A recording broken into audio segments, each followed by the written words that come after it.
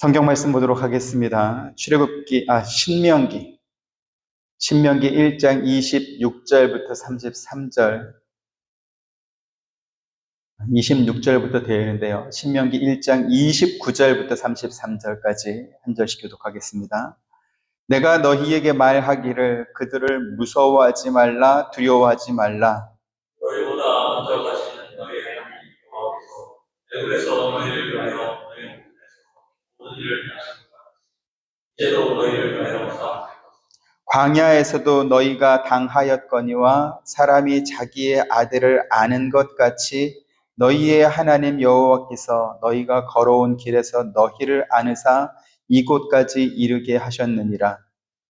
이에 너희가 너희의 하나님 여호와를 믿지 아니하여 같이 그는 너희보다 먼저 그 길을 가시며 장막 칠 곳을 찾으시고 밤에는 불로 낮에는 구름으로 너희가 갈 길을 지시하신 자이시니라.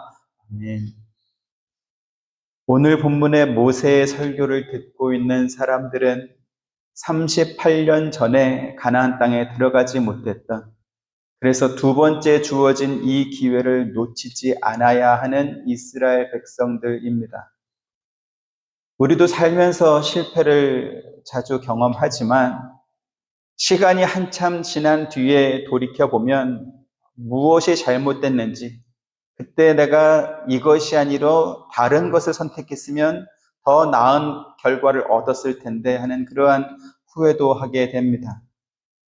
하지만 안타깝게도 그 일을 당할 때는, 특히 그 일이 반드시 성공해야 하는 너무나 중요한 상황이 되었을 때는 올바른 판단을 내리지 못하는 경우가 많다라는 것이지요. 그래서 이스라엘 백성이 가나안 땅 눈앞에서 들어가지 못했던 이 사건은 오늘 모세의 설교를 듣고 있는 이스라엘 백성뿐만 아니라 우리에게도 매우 중요한 교훈을 주고 있습니다. 바둑을 두어보신 분들은 아시겠지만 바둑을 두는 기사들은 그 경기에서 이기든 혹은 지든 반드시 복기라는 것을 합니다. 바둑판에 돌을 처음 둘 때부터 마지막 돌이 놓일 때까지 순서대로 하나씩 다 돌아보는 것이죠. 보통 한 경기에 200개에서 240개 정도의 흑돌과 백돌이 이렇게 순서대로 놓아집니다. 그리고 그렇게 복기가 끝나고 나면 그것을 기보에 기록해서 참고 자료로 남깁니다. 그러면 이제 바둑을 배우는 사람들이 그 기보를 통해서 그 경기 또 시합을 연구하고 분석하면서 자기의 실력을 키워 나가는 것이지요. 모세가 신명기 말씀으로 이스라엘 백성들에게 가르쳐 주려고 하는 것이 바로 그런 것입니다. 38년 전에 이미 실패했던 그 선례를 다시 되풀이하지 말자라는 것이지. 우리가 지난주에 살펴본 바와 같이 이스라엘 12지파에서 선별한 정탐꾼들이 40일 동안 그 가나안 땅을 모두 돌아본 다음에, 그리고 포도송이가 달린 가지를 두 사람이 나무에 끼어서 돌아와서 그 땅이 어떠했는지 백성들에게 보여줍니다. 과연 그 땅은 하나님께서 말씀하신 대로 젖과 꿀이 흐르는 땅이었지요. 하나님이 그들을 위해서 예비하신 땅이 얼마나 좋은지 모든 백성들 눈으로 보고 확인할 수 있도록 해준 것입니다. 하지만 26절 말씀에서 보는 바와 같이 그들은 가나안 땅으로 올라가는 것을 원하지 않습니다. 하나님께서는 두려워하지 말고 차지하라 라고 말씀했지만 그 명령을 거역한 것입니다. 그래서 29절부터 31절까지의 모세는 그들의 마음을 되돌리기 위해서 설득하지만 끝까지 이스라엘 백성은 모세의 말을 듣지 않습니다. 모세가 이스라엘 백성들에게 그들을 무서워하지 말라, 두려워하지 말라라고 말했던 분명한 근거가 있었습니다. 30절 말씀에서 보는 바와 같이 너희보다 먼저 가시는 너희 하나님 여호와께서 애굽에서 너희를 위하여 너희 목전에서 모든 일을 행하신 것 같이 이제도 너희를 위하여 싸우실 것이라. 이렇게 그들이 지금까지 지내오면서 경험했던 그 역사적 사실을 가지고 하나님께서 앞으로도 계속 너희를 위해 싸울 것이니까 두려워할 필요 없다, 무서워할 필요 없다 이렇게 말하지만 그러나 그들은 듣지 않는 것입니다. 하나님께서 구약 이스라엘 백성들에게 당신이 얼마나 그들을 사랑하시고 위하시고 보호하셨는지 설명할 때마다 언급하는 사건이 있습니다. 바로 출애굽 사건입니다. 레위기 26장 13절 같이 봅니다. 시작. 나는 너희를 애굽 땅에서 인도하여 내어 그들에게 종된 것을 면하게 한 너희의 하나님 여호와이니라. 내가 너희에게 명예의 빗장을 부수고 너희를 바로 서서 걷게 하였느니라. 아모스 2장 10절 또 봅니다. 시작. 내가 너희를 애굽 땅에서 이끌어내어 40년 동안 광야에서 인도하고 아모리 사람의 땅을 너희가 차지하게 하였고. 네. 이 같은 말씀은 구약 성경 전반에 걸쳐서 수없이 많이 반복되고 있습니다. 하나님께서는 왜 이 말씀을 계속 반복해서 강조하는 것일까요? 출애굽 사건은 이스라엘이라고 하는 나라가 만들어지게 되는 근본적인 사건이기 때문에 그렇습니다. 다르게 말씀드리면 남북 이스라엘이 주변 나라들로부터 침략을 받고 또 결국은 아수르와 바벨론에 의해서 멸망하게 되지만, 그러나 그것보다 더 중요한 사건이 바로 출애굽 사건이다라는 것입니다. 물론 나라가 침탈을 당하고 그래서 백성들의 재산이 빼앗기고 포로로 끌려가서 살게 된 그러한 일들이 불행한 일이긴 하지만, 그렇다 할지라도 그들이 애굽에서 살 때보다는 그것이 훨씬 낫다라는 것이죠. 왜요? 애굽에서 노예로 살 때는 사유재산이라는 것을 가져볼 수 없었을 뿐만 아니라 그들의 삶이 더 나아질 것이라고 하는 희망조차 가질 수 없는 그러한 신세로 살았었기 때문에 그렇습니다. 제가 어릴 때 보았던 한 코미디 프로그램이 있었습니다. 한 거지 부자가 하루는 매일 동량에서 이렇게 밥을 얻어먹던 어떤 부잣집에 불이 난 것을 멀리서 보게 된 것입니다. 그때 거지 아빠가 아들에게 이런 말을 합니다. 아들아, 너는 아빠한테 감사해야 된다. 아버지, 왜요? 우리는 불날 집이 없잖아. 불날 집이 없는 게 감사할 일일까요? 차라리 그래도 있는 게 낫지 않을까요? 그런 의미에서 나는 너희를 애굽 땅에서 인도해낸 너희의 하나님 여호와이니라 라고 하는 말씀은 완전히 절망적일 수밖에 없는 그들을 구원하신 하나님이시다라는 그러한 뜻입니다. 그래서 이 말씀이 신약으로 가면 어떻게 이제 진전됩니까? 로마서 8장 32절 같이 보시죠. 자기 아들을 아끼지 아니하시고 우리 모든 사람을 위하여 내주신 이가 어찌 그 아들과 함께 모든 것을 우리에게 주시지 아니하겠느냐. 지금 이 말씀들은 하나님께서 우리를 위하고 편들어 주시고 계신다라는 것을 의심할 필요가 없다.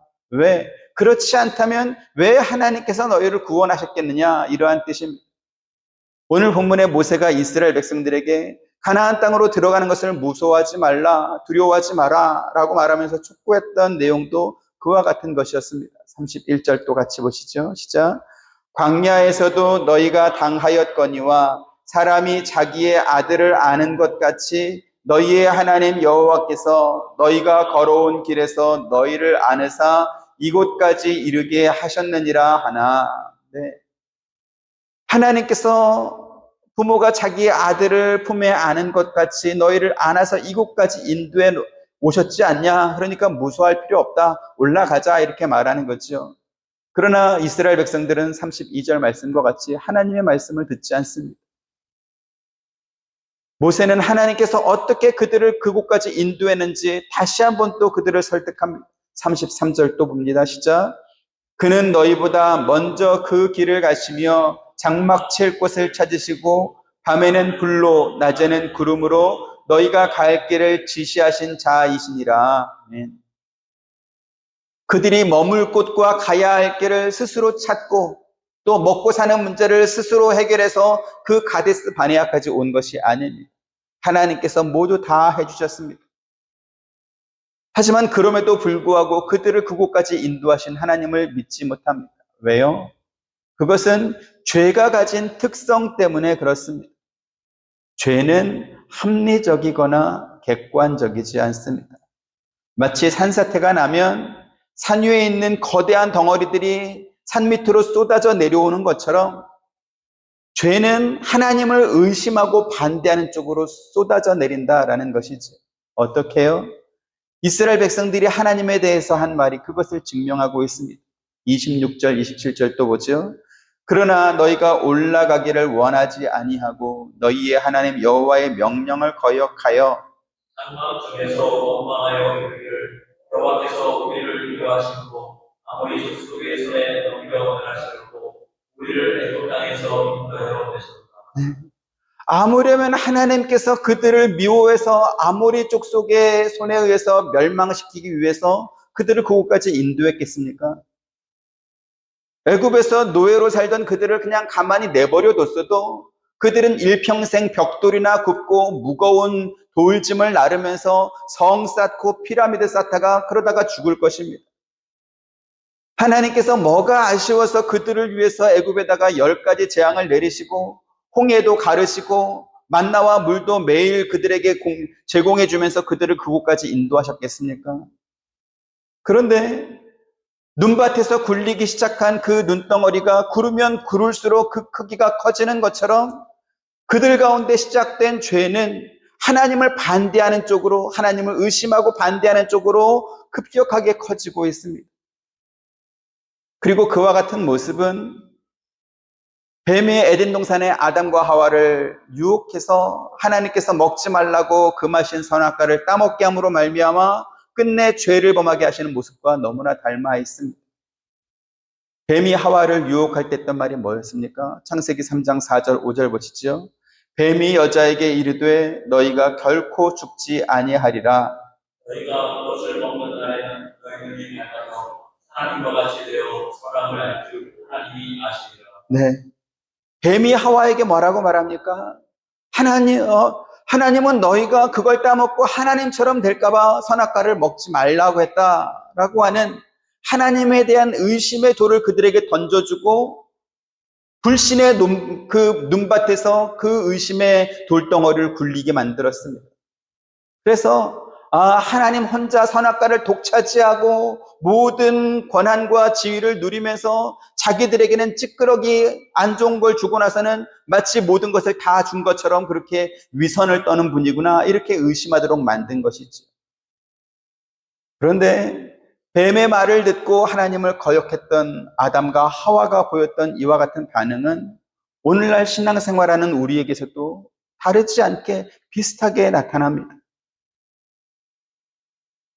살면서 힘들고 괴로운 일이 생기면 처음에는 내가 뭘 잘못했을까? 어떻게 하면 이 어려운 고비를 이렇게 이겨낼 수 있을까? 고민도 하고 또 기도도 열심히 합니다.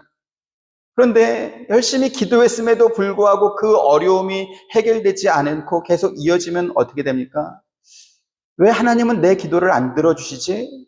왜 나한테 이렇게까지 하시지? 하면서 의심의 돌이 점점 커지기 시작하는 거죠. 물론 그 의심의 돌이 잠깐 들어와서 좀 커졌다 할지라도 이것도 불신앙이야. 이렇게 하면 안 되지. 그러면서 예전보다 더 열심히 기도도 하고 금식도 하고 간절히 하나님께 매달리긴 합니다. 그런데 그럼에도 불구하고 여전히 그 문제가 해결되지 않고 오히려 더 문제가 심각해지면 그 다음엔 어떻게 될까요? 갈릴리 바다에서 갑자기 불어닥친 광풍으로 인해 예수님과 제자들이 타고 가던 배가 침몰하게 될 지경이 빠집니다.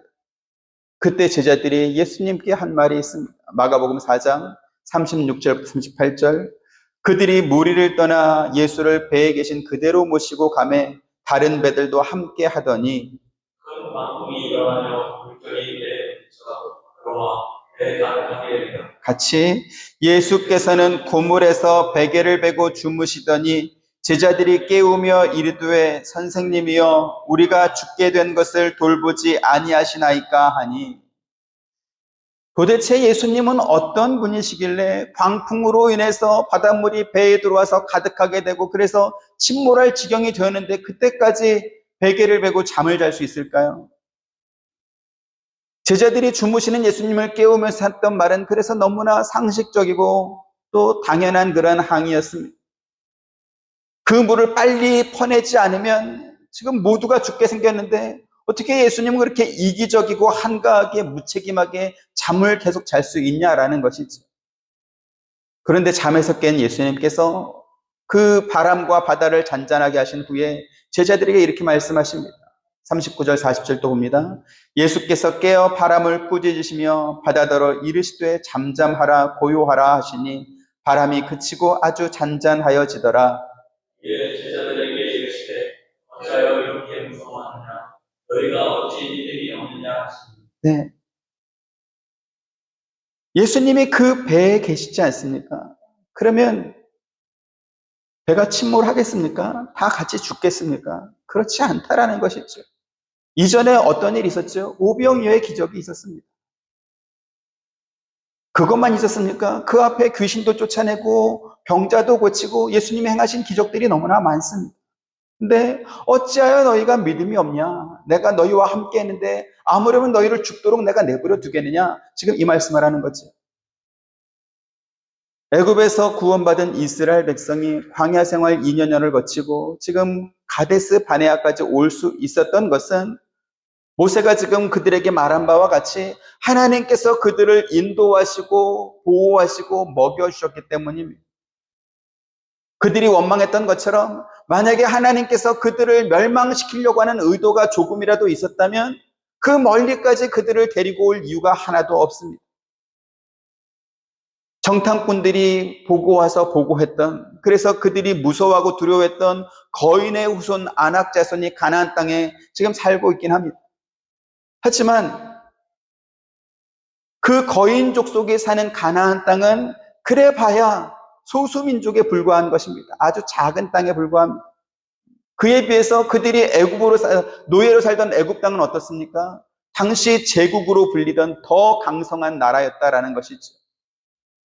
아모리 족속의 손을 빌리지 않고 그냥 애굽에 남겨두었어도 그들은 노예로 일평생 소망 없이 살다가 이름 없이 죽어갔을 것입니다.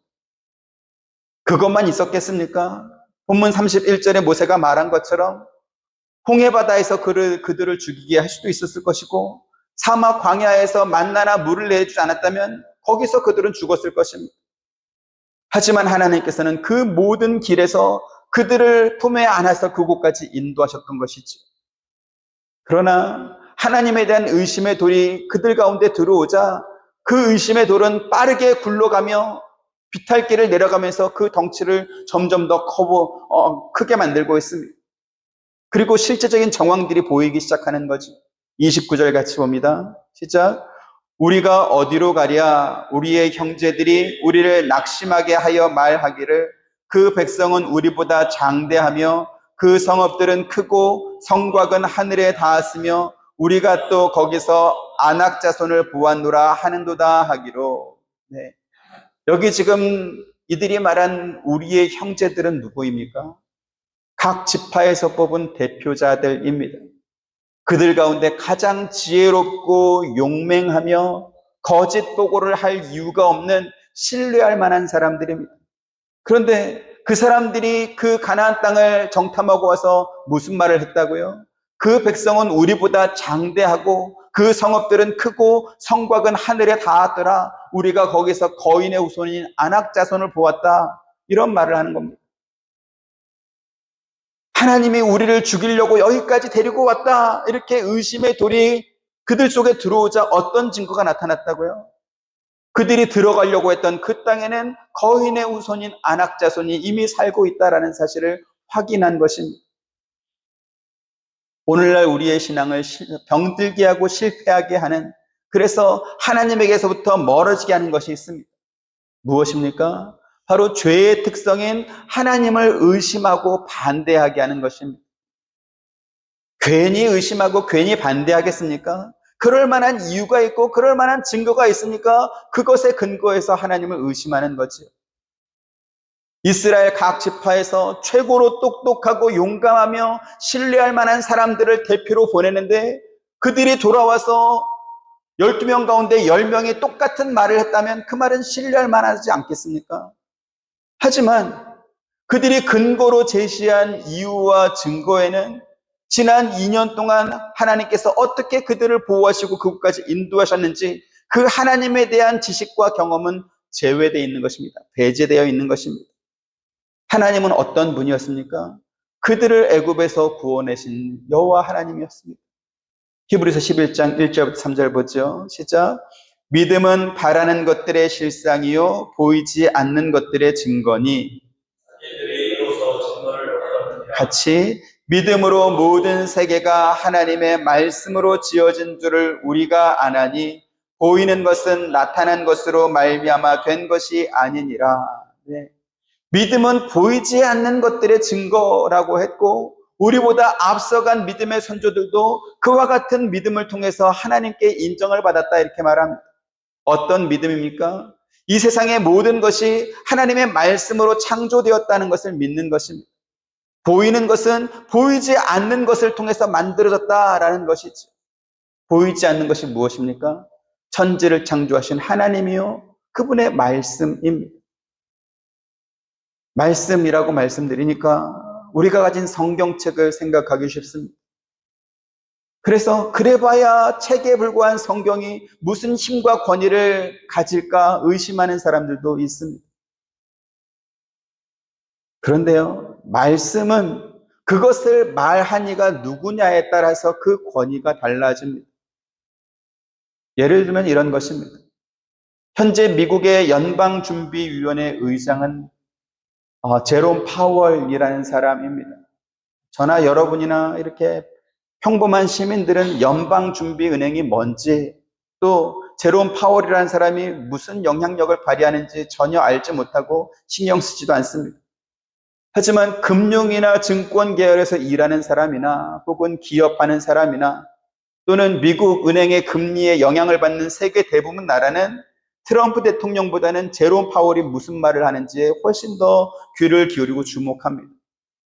그 사람이 이번 달에 금리를 몇 퍼센트 올리겠다, 혹은 몇 퍼센트 내리겠다, 혹은 동결하겠다, 이렇게 한마디씩 할 때마다 각 나라의 증시가 요동치기 때문에 그렇습니다.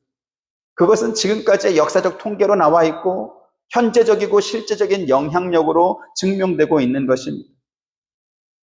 제롬 파월이라는 사람이 도대체 누구이길래 세계 모든 나라가 그렇게 영향을 받을까요? 미국 연방준비위원회라고 하는 그 기구가 달러 화폐의 흐름을 결정하기 때문에 그렇습니다. 미국의 중앙은행으로 그래봐야 여러 은행에 연합한 그 연합체의 의장 말 한마디가 그렇게 영향력이 크고 그렇게 중요하다고 한다면 세상을 창조하신 하나님의 말씀은 얼마나 크겠습니까? 가나안 땅으로 12명의 정탐꾼을 보냈던 이스라엘 백성은 진영으로 돌아온 정탐꾼들의 보고를 듣던 그날도 하나님께서 그들에게 내리신 만나를 먹었을 것입니다. 옛날에 아주 옛날에 언젠가 한두 번 먹어봤던 그러한 기억이 있는 것이 아니고 그들은 매일같이 하나님께서 주시는 만나를 먹었고 하나님께서 보내주신 구름기둥과 불기둥의 보호를 받으면서 살고 있습니다. 그런데 어떻게 그들은 하나님을 의심할 수 있습니까? 이해가 안 되는 일이지. 다니엘의 세 친구가 바벨론의 느부갓네살 왕이 만든 금신상에 절하지 않았다라는 이유로 맹렬히 타는 풀무불에 던져질 위험에 빠졌습니다. 느부갓네살 왕은 이 다니엘의 세 친구에게 다시 한번 기회를 줍니다. 너희들이 이 금신상 앞에 절을 하면 내가 다시 살려주겠다. 하지만 이 세 친구들은 왕의 제안을 거부하고 이렇게 대답합니다. 다니엘 3장 17절 18절 봅니다. 왕이여, 우리가 섬기는 하나님이 계시다면 우리를 맹렬히 타는 풀무불 가운데서 능히 건져내시겠고 왕의 손에서도 건져내시리이다. 그렇게 하지 아니하실지라도 왕이여 우리가 왕의 손에서 아니하고 왕이 세우신 금신상에게 절하지도 아니할 줄을 아옵소서. 네, 지금 여기 나오는 그렇게 하지 아니하실지라도 라는 말은 한때라도 신앙생활을 열심히 해봤던 사람이 있다면 누구나 가슴에 품고 있는 명대사입니다. 그런데요, 다니엘의 세 친구가 지금 느부갓네살에게 한 이 말은 마치 셰익스피어가 쓴 희곡 햄릿에 나오는 죽느냐 사느냐 그것이 문제로다라는 어떤 그런 비장한 대사가 아닙니다. 그 세 사람은 느부갓네살 왕에게 이 말을 하고 실제로 풀무불에 던져졌기 때문에 그렇습니다. 그것도 평소보다 7배나 뜨거운 그 불에 던져졌습니다. 하지만 이 말씀을 명대사로만 이렇게 가슴에 품은 사람들은 풀무불에 들어갈 생각을 하지 않습니다. 대신에 하나님 왜 내 진심을 몰라줍니까? 이렇게 항변하는 거죠. 하나님, 내가 그리 아니하실지라도 하나님을 믿겠다라는 그러한 간절한 마음이 있는데 왜 하나님 내 마음을 알아주지 않고 이렇게 어려움이 계속되게 합니까? 의심하고 또 원망하는 겁니다. 죽는 신용이라도 한번 해보고 이런 말을 하면 그나마 낫죠. 근데 사실은 그렇지도 않은 것입니다. 마태복음 6장 25절 26절 봅니다. 그러므로 내가 너희에게 이르노니 목숨을 위하여 무엇을 먹을까 무엇을 마실까 몸을 위하여 무엇을 입을까 염려하지 말라. 목숨이 음식보다 중하지 아니하며 몸이 의복보다 중하지 아니하냐. 눈에 죄를 보라 씻지도 않고 거두지도 않고 창고에 누운 집이도 아니하되 너희 하늘 아버지께서 기르시나니 너희는 이것들보다 어려하지 아니하냐. 네. 우리가 하는 대부분의 염려는 무엇을 먹고 마실지에 관한, 다시 말씀드려서 건강 문제, 돈 버는 문제, 자녀 잘 되는 문제 등 생존과 관련된 문제가 대부분입니다. 거기서부터 비롯되는 거죠. 우리의 삶에서 그러한 문제들이 없다라는 것이 아닙니다. 이유와 정황이 분명히 있습니다. 이스라엘 백성이 하나님의 인도와 보호를 받으면서 가나안 땅이 보이는 곳까지 와서도 하나님이 우리를 미워하여서 죽이려고 했다 이렇게 의심하지 않습니까? 왜요? 가서 보니까 그들 눈으로 확인해 보니까 그 땅에는 거인의 후손인 아낙 자손이 살고 있었기 때문에 그렇습니다.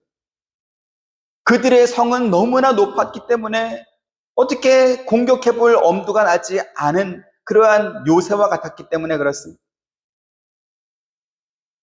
근데 예수님 뭐라고 말씀하시죠? 계속해서 30절부터 32절. 오늘 있다가 내일 아궁이에 던져지는 들풀도 하나님이 이렇게 입히시거든 하물며 너희일까 보냐. 믿음이 적은 자들아. 그러므로 그리하여 우리를 무엇을 먹을까 무엇을 마실까 무엇을 입을까 하지 말라. 같이 이는 다 이방인들이 구하는 것이라 너희 하늘 아버지께서 이 모든 것이 너희에게 있어야 할 줄을 아시느니라. 아멘. 우리의 삶에서 하나님을 의심할 만한 이유나 정황이 그러한 상황이 만들어지지 않았다라고 한다면 당연히 우리는 하나님을 잘 믿을 것입니다. 하지만 이유가 생겼고 그래서 간절히 기도했음에도 불구하고 그 기도가 들어지지 않으니까 의심이 드는 것 아니겠습니까? 그렇다면 우리도 지금 구약 이스라엘 백성과 다르지 않은 그러한 신앙생활을 하고 있다는 것입니다. 우리는 너무나 작고 사소한 일에 하나님의 존재를 걸고 넘어집니다. 하나님, 정말 하나님이 계신다고 한다면 이 일은 꼭 해결해 주십시오. 내가 지켜보겠습니다. 제가 묻습니다. 하나님이 그 기도 안 들어주면 하나님이 안 계신 겁니까?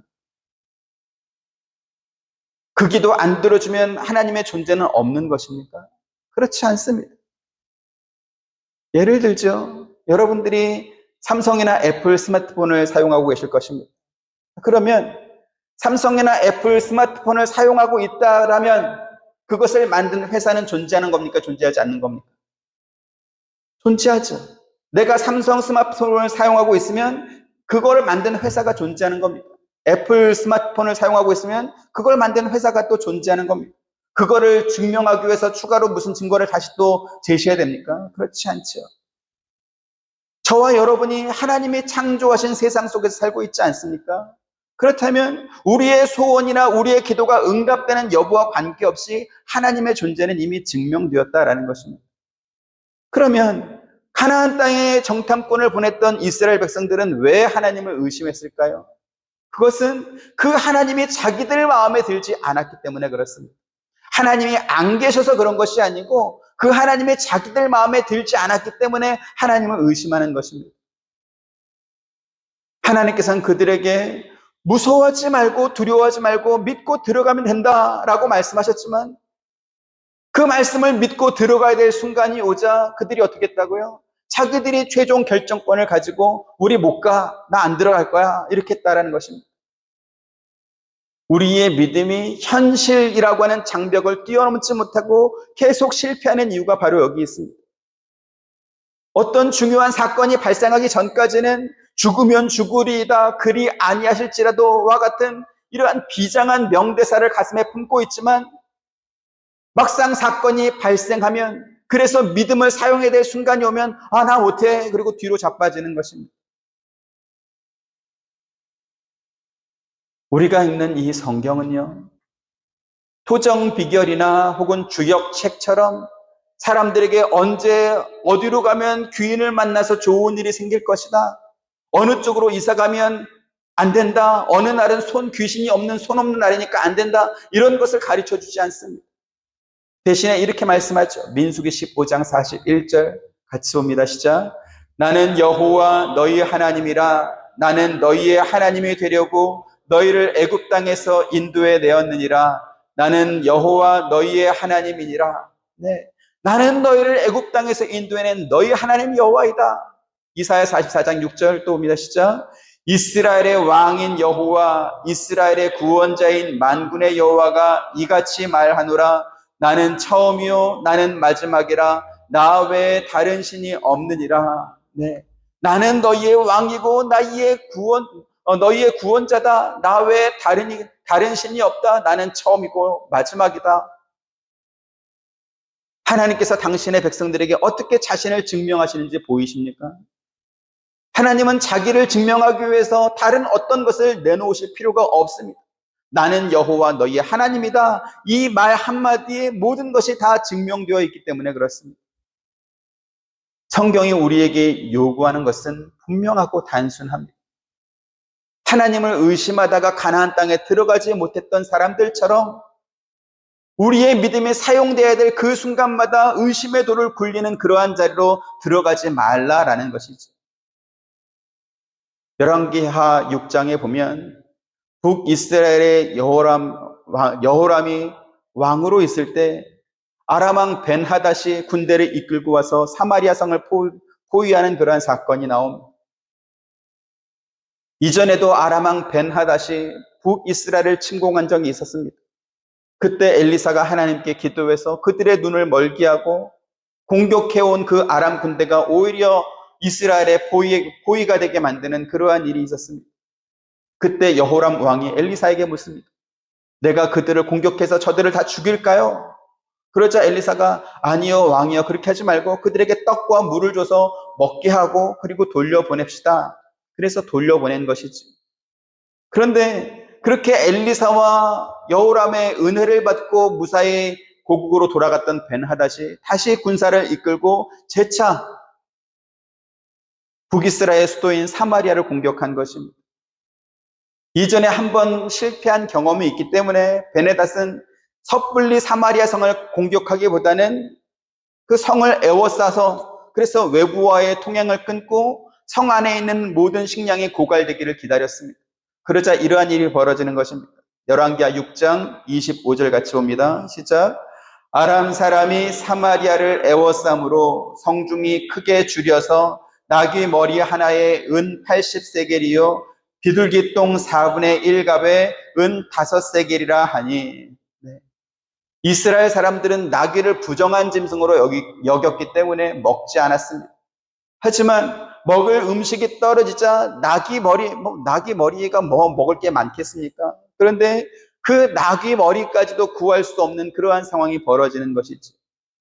여기 은 80세겔은 당시 일반 노동자 320일치 품삯에 해당하는 그런 어마어마한 돈입니다.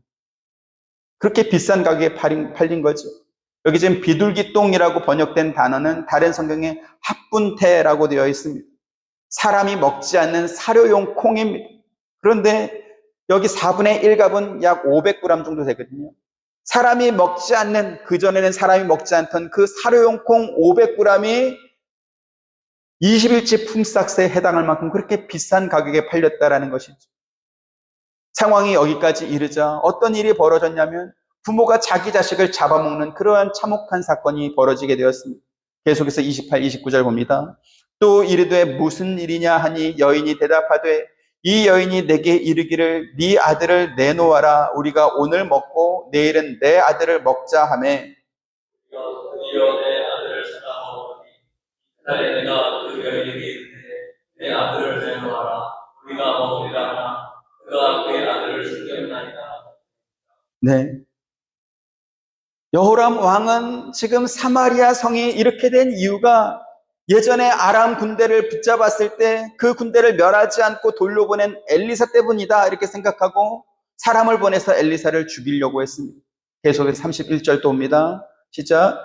왕이 이르되 사밧의 아들 엘리사의 머리가 오늘 그 몸에 붙어 있으면 하나님이 내게 벌 위에 벌을 내리실지로다 하니라. 엘리사는 여호람 왕이 자기를 죽이려고 사람을 보낸 것을 알았습니다. 그래서 집 문을 굳게 잠궜습니다. 그리고 나서 자기를 죽이려고 찾아온 사자에게 이렇게 말하는 것입니다. 열왕기하 7장 1절 또 옵니다. 시작. 엘리사가 이르되 여호와의 말씀을 들을지어다.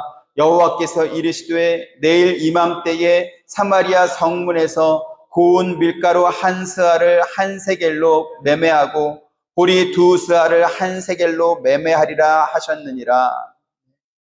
지금 여호람 왕이 엘리사에게 군대와 사람을 보낸 이유가 뭡니까? 먹을 음식이 떨어진 사마리아 성에서 벌어지고 있는 그 참혹한 상황에 대한 책임을 묻기 위해서 사람을 보낸 것입니다.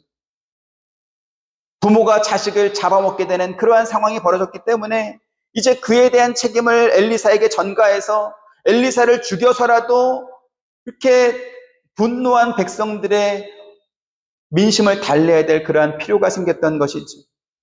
그런데 엘리사가 자기를 죽이려고 온 사람에게 뭐라고 말합니까? 내일 이맘때가 되면 시장이 열리는 사마리아 성문에서 평소와 같은 가격으로 고운 밀가루와 보리를 사서 먹을 수 있게 될 것이다. 이러한 말을 하는 것입니다. 지금 그 상황은 아람 군대가 여전히 사마리아 성을 포위하고 있는 상황입니다. 그런데 어떻게 그러한 일이 벌어지겠습니까? 만약에 그러한 일이 가능했다고 한다면 여호람이 엘리사를 죽이기 위해서 사람을 보낼 이유가 없지 않겠습니까? 그래서 엘리사를 죽이려고 왔던 사신이 말하는 겁니다. 여호와께서 하늘에 창문을 내고 거기에서 곡식을 쏟아붓는다 할지라도 그러한 일이 가능하겠냐? 그러한 일은 믿지 못하겠다. 이렇게 대답한 것이죠. 7장 2절 또 봅니다. 시작. 그때 왕이 그의 손에 의지하는 자 곧 한 장관이 하나님의 사람에게 대답하여 이르되 여호와께서 하늘에 창을 내신들 어찌 이런 일이 있으리요 하더라. 엘리사가 이르되 네가 내 눈으로 보리라. 그러나 그것을 먹지는 못하리라 하니라. 누구의 말이 맞았을까요? 정말로 사마리아 사람들은 엘리사가 말한 것처럼 그 다음날 이맘때가 되었을 때 성문에 장터가 열리고 평소 같은 그러한 가격으로 곡식을 사서 먹을 수 있는 그러한 상황이 벌어졌을까요? 집에 돌아가셔서 열왕기하 7장 말씀을 읽어보시기 바랍니다. 결론 말씀만 우리가 다시 한번 확인해 보죠. 18절부터 20절. 하나님의 사람이 왕에게 말한 바와 같으니 이르기를 내일 이맘때 사마리아 성문에서 보리 두 스아를 한 세겔로 매매하고 고운 밀가루 한 스아를 한 세겔로 매매하리라 한즉 이 장관이 하나님의 사람에게 대답하여 이르되 여호와께서 하늘에 창을 내신들 어찌 이 일이 있으랴 하네. 대답하기를 내가 내 눈으로 보리라. 그러나 그것을 먹지는 못하리라. 같이 그의 장관에게 그대로 이루어졌으니 곧 백성이 성문에서 그를 밟음에 죽었더라. 하나님께서 어떻게 당신의 뜻을 이루어 가시는지 우리는 알 수 없습니다. 하지만 의심할 여지 없이 분명한 일을 믿는 것을 그것을 믿음이라고 말하지는 않습니다. 히브리서 말씀처럼 믿음은 뭡니까?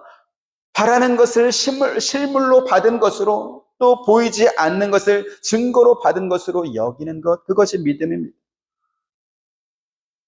아브라함은 하나님께서 그가 100세에 낳은 아들 이삭을 제물로 바치라 이렇게 말씀했을 때 하나님께서 내가 만약에 그 아들을 죽인다 할지라도 그 아이를 죽은 자 가운데서 돌려줄 것을 믿었다 이렇게 말씀합니다.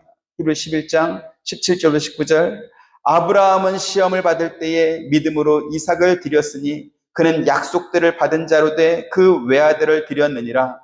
그에게 이미 말씀하시기를 내 자손과 지나지 않은 이삭으로 말미암으리라. 같이 그가 하나님이 능히 이삭을 죽은 자 가운데서 다시 살리실 줄로 생각한지라. 비유컨대 그를 죽은 자 가운데서 도로 받은 것이니라. 아멘. 열왕기하 6장 7장 말씀에서 확인한 바와 같이 성 안에 먹을 양식이 하나도 없어서 자기 자식까지 잡아먹어야 됐던 그 사마리아 성에 하루 사이에 평소와 같은 장터가 열렸습니다. 하지만 하나님이 하늘에 창을 내고 거기에다가 곡식을 쏟아붓는다 해도 그 일이 가능하겠냐 이렇게 의심했던 그 여호람이 사랑했던 그 장관은 백성들의 발에 밟혀서 죽었습니다. 그리고 그 음식을 먹지 못했습니다. 오늘 저와 여러분의 현재 모습이 불만족스러울 수 있을 것입니다. 하지만 그렇다 할지라도 우리는 불안해할 이유가 하나도 없습니다.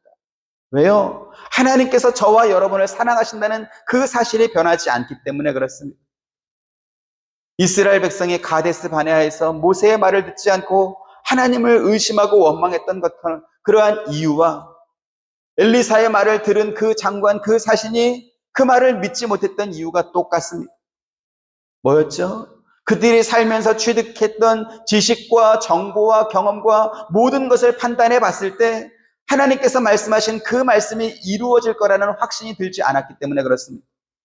자, 그렇다면 그 최종 판단은 누가 하는 겁니까? 하나님이 하는 겁니까? 자기가 하는 겁니까? 자기가 한 것입니다. 그리고 성경은 그것을 가리켜서 하나님과 같이 되려고 했던 죄이다 이렇게 말합니다. 아담과 하와가 그 마지막 판단과 결정권을 자기들이 갖고 싶어서 선악과를 따먹었습니다. 이스라엘 백성이 두려워하지 말고 무서워하지 말고 올라가라 라고 했지만 그러나 들어가지 않겠다. 그 판단, 그 결정 우리가 하겠다. 왜? 거기는 안악 자손이 살고 있습니다. 그러면 오늘 저와 여러분은 어떻습니까? 우리도 내 기도가 응답되고 내가 바라는 대로 다 이루어지면 하나님께 감사하지만 내 마음에 들지 않을 때는 이러면 안 되는 거 아닙니까? 이렇게 원망하지 않습니까?